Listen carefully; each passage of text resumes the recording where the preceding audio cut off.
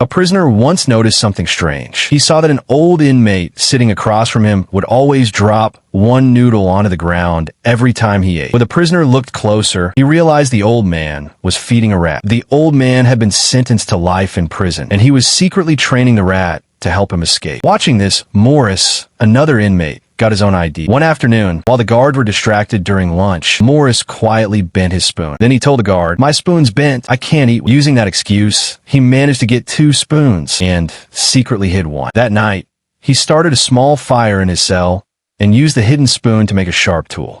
When it was ready, he began digging into the wall. Just then, a guard was walking toward his cell.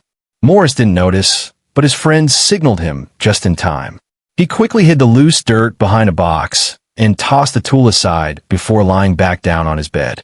Luckily, the guard didn't see the tool and didn't suspect a thing. The next day, Morris kept digging, but soon hit a solid iron grill behind the wall. He realized he needed something stronger.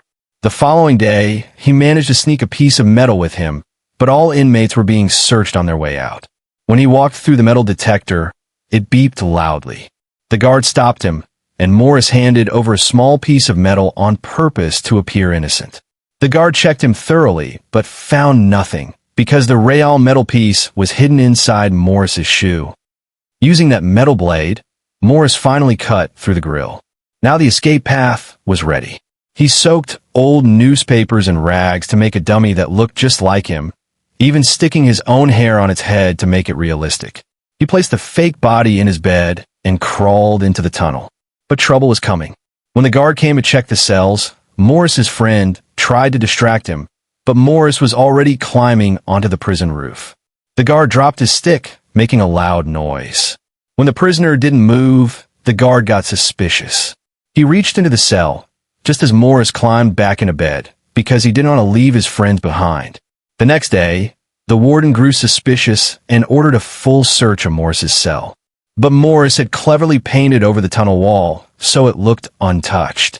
That afternoon, he whispered to his friends, "Tonight's the night. We're getting out." That night, all 3 prisoners climbed up through a chimney to the roof. Carefully avoiding the searchlights, they reached the tall outer fence and jumped over it. Then they inflated homemade life jackets they'd built earlier and escaped across the sea. The next morning, when a guard got no response from Morris, he angrily opened the cell and was shocked when the fake dummy fell off the bed. The alarm spread across the prison. Officers searched everywhere, but the 3 inmates were never found again. So, friends, have you ever been to prison?